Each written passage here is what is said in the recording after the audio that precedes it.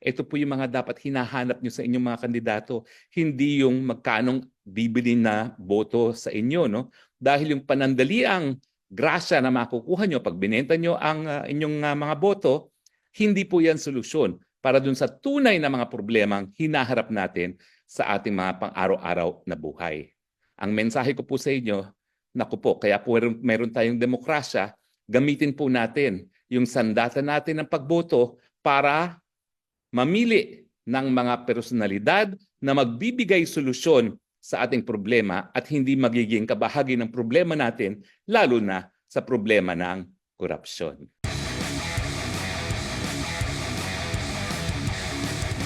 Dahil panahon na po ng eleksyon, siguro dapat pag-usapan muna natin ano bang dapat na madinig natin sa ating mga kandidato, lalong-lalo na yung mga kandidato para sa Kongreso, kandidato para sa Senado at kandidato para sa kongresista.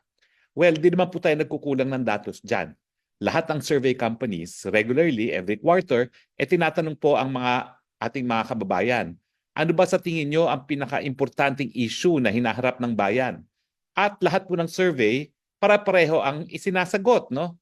Ang unang-unang pinaka-importante ay yung mabilis sa pagtaas ng presyo ng bilihin. Yan po talaga ang number one problem natin, bagamat itong nakalipas na quarter ay pinakamababa nga inflation.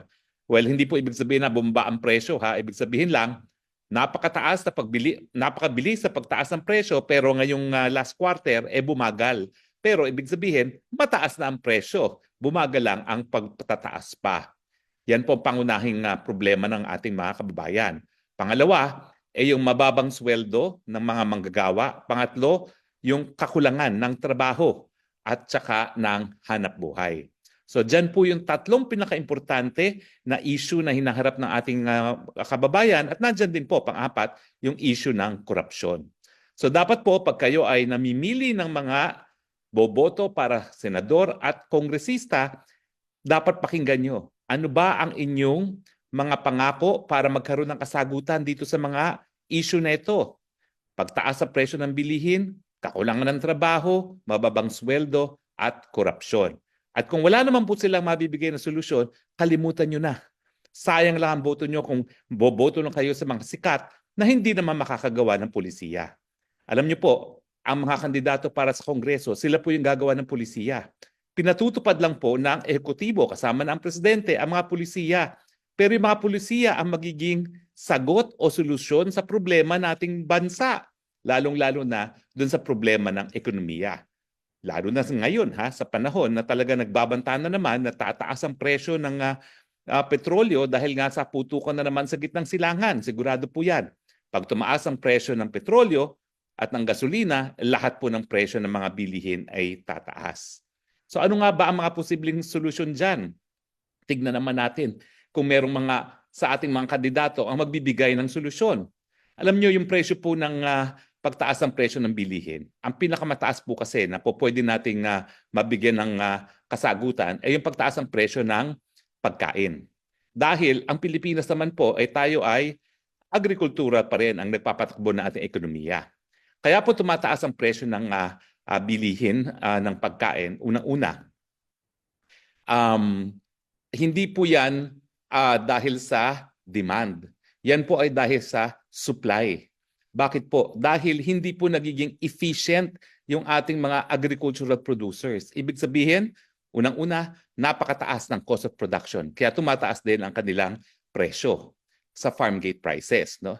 Bakit tumataas ang ating production cost? Kasi hindi nga po efficient. Diyan po papasok yung pag-mechanize ng ating mga magsasaka. Diyan po papasok yung mahal na presyo ng fertilizer, mahal na presyo ng binhi, mahal na presyo ng insecticides. No? So makikita natin na ang solusyon po dyan ay isang pulisiya na nagbibigay ng subsidiya sa ating mga manggagawa sa agrikulturang sektor. Dahil kung hindi po natin sila papabubutihin ng kanilang mga ani, talaga pong magkakaroon po tayo ng problema sa pagtaas ng presyo ng bilihin. Pangalawa po siyempre, yung kawalan ng insentibo para sa ating mga magsasaka at iba pang mga manggagawa sa agrikulturang sektor. Dahil po sa lantarang pag-i-import, ewan ko nga ba bakit ang Pilipinas ngayon nawili mag-import? Napakalaki naman ang ating kalupaan para tayo'y magtanim at mag-alaga ng mga hayop para ating kakainin. Hindi po solusyon talaga ang importation unless tayo po ay maging tuluyan ng industrialized at wala na tayong mga manggagawa para magtanim at mag-alaga ng ating hayop na kakainin. Hindi naman po ganyan ang ating problema. So kinakailangan po talaga magkaroon ng restrictions sa importation at sa smuggling. Alam naman po natin kaya merong smuggling kasi related po yan sa problema ng korupsyon. So kinakailangan bigyan din natin ng lunas yung problema ng korupsyon. Ano nga bang solusyon dyan sa korupsyon na yan? Nandyan naman lahat ng mga batas na. Well, talagang ang solusyon po dyan ay pagpapatupad na ng batas. Siguro wala nang bagong batas na kinakailangan ibuuin ng Kongreso. Ang importante na lang siguro ay yung oversight function ng Kongreso na masiguro na napapatupad nga yung mga batas natin laban sa graft and corruption. At magsisimula na yan doon sa mga gumagawa ng batas mismo. Paano naman mapapatupad ang batas natin sa ibang sangay ng gobyerno? Alam natin ang korupsyon nagsisimula sa Kongreso. Ang korupsyon nagsisimula doon sa budget process. Nakikita natin yung mga insertions. Bakit ba sila nagiging kongresista at mga senador? Dahil doon sa yung budget para sa infrastruktura na pinagkakakitaan nila. Dati 5 to 10%, ngayon hanggang 40 to 50% na. So kinakailangan magsilbing halimbawa yung mga gumagawa ng batas. Yung gumawa ng batas laban sa korupsyon, sila ang dapat magsilbing halimbawa na nagkakaroon ng solusyon ang problema ng korupsyon sa kanilang sariling hanay. Pero alam nyo, lahat po sila pare-parehong guilty dyan. Siguro yung mga party list po pwedeng malinis dahil alam niyo po ang korupsyon kapag kontrolado mo yung district engineer na nagpapabid ng project. Tapos yung district engineer naman kapag yun nga po under orders ng kongresista o ng senador, papanalunit yung kontratista ng congressman o ng senador at dyan po papasok yung SOP na tinatawag. Dati na po yan na research. No? Panahon pa ni Cory Aquino, meron ng research yan ng PCIJ. At nakita ko po in action yan sa Kongreso. Pero ako po'y party list. Yun nga pong nangyayari. Misi, ikaw yung makakuha ng pondo bilang isang party list dahil hindi mo kontrolado ang district engineer, ibibigay pa rin yan sa senador o di naman kaya sa district congressman. Dati-rati nga, nagre-respeto pa ang mga district congressman sa senador kasi national ang mandato nila. Ngayon, meron ng tinatawag na parking fee. Yung dati na SOP na 10%, yun na ang parking fee sa mga congressmen kapag proyekto ng senador. Kaya naman po ako ay nag-aagalak, maski siya ay kumandidato sa ticket ni Marcos Jr., na tatakbo muli si Ping Lacson. At least si Ping Lacson, yan talaga yung nagbubulgar ng pork barrel. Kasi alam niya, yung mga pondo para sa infrastruktura, yan talaga pinagkakakitaan ng kasama niya sa Senado at mga kongresista. Kaya ako naman po, maski mas sanay naman ako na tumatakbong independyente itong si Ping Lacson. Sumapi siya dito sa administrasyon kasi alam naman natin, politika, no? Kinakailangan mas maraming boto kaysa konti. Pero okay na rin sa akin yan dahil at least mababalik yung kaisa-isahang mambabatas na naninindigan laban sa korupsyon dyan mismo sa Kongreso at yan po ay kapag nagkaroon ng mga tinatawag na pork barrel. O ano pa po yung mga problema natin? Yung kakulangan ng trabaho. Siyempre po, para magkaroon ng mas maraming trabaho, dapat mas maraming mamumuhunan. Ang problema po natin sa ating bayan ngayon, hindi nagtutugma yung ating panlabas na relasyon, yung foreign policy, doon sa ating domestic objective na palaguin ang ekonomiya nang sa ganun, dumami ang trabaho at tumaas ang sweldo. O anong ibig sabihin ko? Ang pinakamalaki ngayon na mag-invest o magkaroon ng direct foreign investments na tinatawag, no, ay ang China. At kung titignan nyo, yung mga tiger economies na nakapaligid sa atin dito sa Southeast Asia, ang bansang Vietnam, Malaysia, Indonesia, pati nga Cambodia at Laos. Naku, ang Cambodia po, malapit na tayo ma-overtaken. Dati ang Vietnam naman, mas malago ekonomiya natin, naunahan na tayo. Bakit? Kasi sandamukal po talaga ang investments ng Chinese businesses sa kanila. At dahil nga po, namumuhunan ng mga Chino sa kanila, nagkakaroon sila ng mas maraming trabaho, mas malaking ang output nila, tataas ang GDP nila, mas mabuti ang kabuhayan nila. So ngayon tayo, palagi tayo kumaasa kay Uncle Sam, si Uncle Sam napakalayo. Bakit po mamumuhunan si Uncle Sam sa Pilipinas, samantalang ang layo-layo niya? Dati-rati, importante tayo. Bakit? Kasi hindi pa sila nakapasok ng China. Pero ngayon po, yung mga korporasyong Amerikano nasa China na rin. Kaya nga po ang pinakamalaking factory ng Apple, ang pinakamalaking factory ng Tesla, nasa China na. So hindi na nila kinakailangan ng Pilipinas para ma-penetrate ang Chinese market. Nakapasok na sila mismo doon sa Chinese market. Kaya baliwala sa mga Amerikano ang Pilipinas bilang isang investment destination kasi wala silang mahihita. Ang importante lang siguro sa kanila ngayon ay makuha yung ating mga natural resources, lalong-lalo na yung nickel na importante sa mga electric vehicles. No? Kaya nga sinasabi ko, gayahin na rin natin yung Indonesia na pinagbabawal na ang export ng raw nickel. Kinakailangan i-process na siya into electric batteries dito sa ating bansa. Well, yun nga pong isang suggestion ko doon sa mga tatakbo sa Kongreso, gumawa na kayo ng ganyang batas. Di nagkaroon na po tayo ng posibleng solusyon. Doon sa problema ng inflation, palakasin ang sektor ng agrikultura, ang kasagutan, at doon sa problema ng kakulangan ng trabaho at mababang sweldo, kinakailangan gamitin ang panglabas na relasyon, ang foreign policy, para maghikayat ng mga foreign investors. At dahil ang pinakamalaking foreign investor pa rin ay ang China, kinakailangan ayusin natin yung ating pakikisama sa China. Dahil ang dahilan naman kung bakit hindi tayo nakakakuha ngayon ng kapital sa China ay dahil tinuturing natin sila mga kalaban. Siyempre, turingin natin kalaban ng China, tuturingin na rin tayong kalaban. Naku po kung kayo po ay may access sa WeChat, no? Nakikita niyo po doon yung kanilang mga social media accounts na talagang nagagalit na ang publiko ng China sa Pilipinas.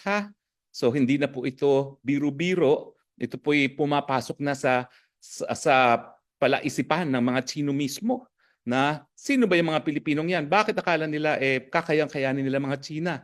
Hindi lang naman po mga leaders natin ang humihikayat na magalit tayo sa mga China. No? Pero in fairness, doon sa mga leaders ng China, hindi pa nila ginagawa yan. Pero ang publiko po ng China, nagagalit na sa atin. No? Sayang po, mantakin nyo, siya na ngayon ang pinakamalagot, pinakamalaking ekonomiya. Naunahan na po ang Amerika. Kaya lang po mas malaki ang Amerika na lumalabas dahil per capita. Dahil 1.4 billion ng China, ang Amerika is only about 300 million. Siyempre, pag divided by 1.4 billion, mas maliit per capita. Pero in real terms, pinakamalaking ekonomiya na po ngayon ang China. Hindi tayo nakikinabang dahil nga dito sa ating foreign policy na tinuturing nating kalaban ang mga Chinese at hindi kaibigan. Samantalang tayo'y kapitbahay na po pwede sana tayong gawing number one source ng kakainin ng mga Chino habang sila nag-i-industrialize. At pangalawa, po pwede rin tayong makinabang doon sa paglago niya as an industrial hub. Dahil po pwede naman yung mga ayaw na nilang industriya na dahil lumilipat na sila sa high-tech industries, po pwede nilang ilipat dito sa Pilipinas gaya ng ginawa nila sa Vietnam. Na marami mga factory sa kanila ng consumer goods, linipat na nila sa Vietnam at hindi na nila pinoproduce doon mismo sa China. Sayang po. Now, sa korupsyon, kinakailangan patupad ang mga batas ng korupsyon. Pero ang kulang po sa atin ay isang legal framework na meron sa Amerika. Yung RICO, yung Anti-Racketeering Statute, na kapag hindi lang korupsyon, kundi ano pang mga krimen, po pwedeng habulin ng gobyerno yung ari-arian. Ngayon po, sa AMLAC, meron lang mga predicate crimes. Pero kapag hindi nakasama dun sa predicate crimes, hindi rin natin ma-free sa mga assets. No? So importante po talaga na mapalawak natin yung RICO statute natin. Magkaroon tayo ng sariling RICO statute. Well, sayang po dahil nung ako po ay naging miyembro nga ng Kongreso, 17th Congress, napakadami ko naman pong naisabatas. Yung Universal Healthcare Law, yung libreng Wi-Fi, yung National AIDS Law Policy, yung libreng irigasyon para sa ating mga magsasaka na napaka-importante para nga palakasin ang ating sektor ng agrikultura. No? Pero hindi po sapat yung 1 taon at kalahati na nanungkulan ako sa Kongreso. No? Ito po yung mga dapat hinahanap nyo sa inyong mga kandidato. Hindi yung magkanong bibili na boto sa inyo. No? Dahil yung panandaliang grasya na makukuha nyo pag binenta nyo ang inyong mga boto, hindi po yan solusyon para dun sa tunay na mga problemang hinaharap natin sa ating mga pang-araw-araw na buhay. Ang mensahe ko po sa inyo, naku po, kaya po meron tayong demokrasya, gamitin po natin yung sandata natin ng pagboto para mamili ng mga personalidad na magbibigay solusyon sa ating problema at hindi magiging kabahagi ng problema natin, lalo na sa problema ng korupsyon. Maiba naman po tayo ha. Nako, kumakandidato po ngayon si Pastor Apollo Kibuloy. Alam niyo po ako, boboto ko yan.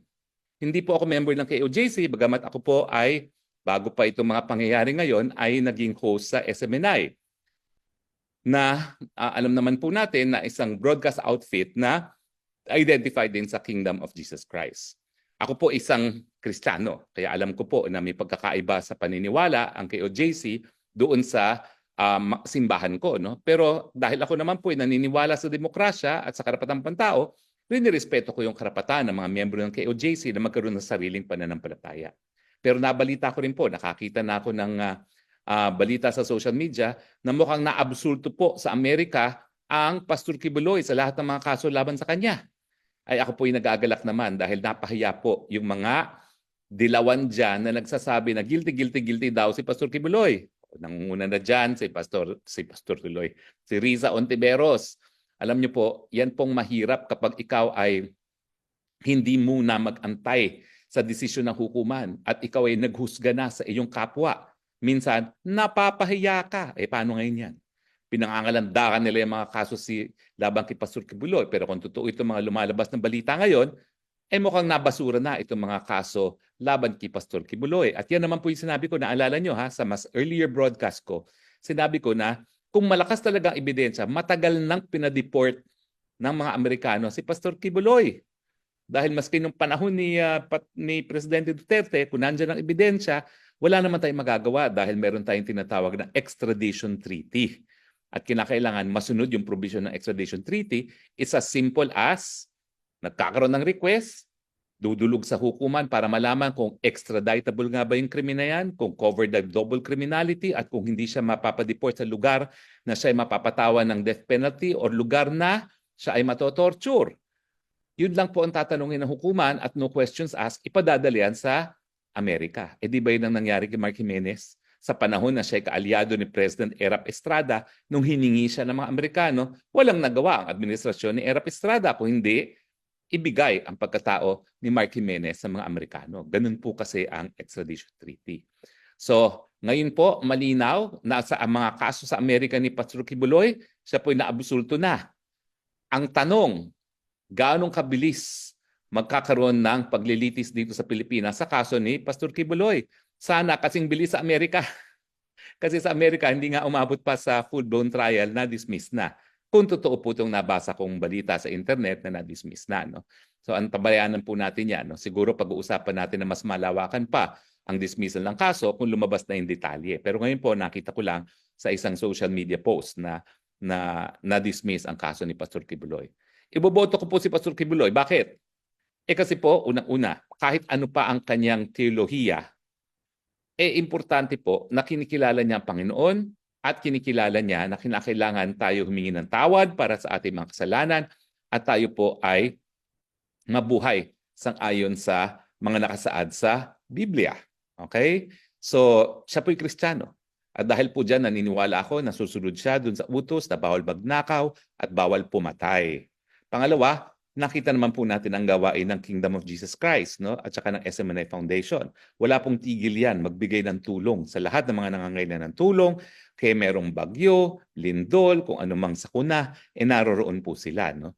Hindi naman natin masasabi yan sa ibang mga pananampalataya. No? Talaga namang consistent po dyan ang Kingdom of Jesus Christ. So bagamat ako hindi po miyembro ng Kingdom of Jesus Christ, nakita ko kung paano gumalaw po ang kingdom dahil ako po ay naging bahagi ng SMNI at naniniwala po ako na yung mga nanampalataya sa Panginoon, bagamat iba't iba ang specific na teolohiya, ayan po ay susunod sa utos na bawal magnakaw, bawal pumatay.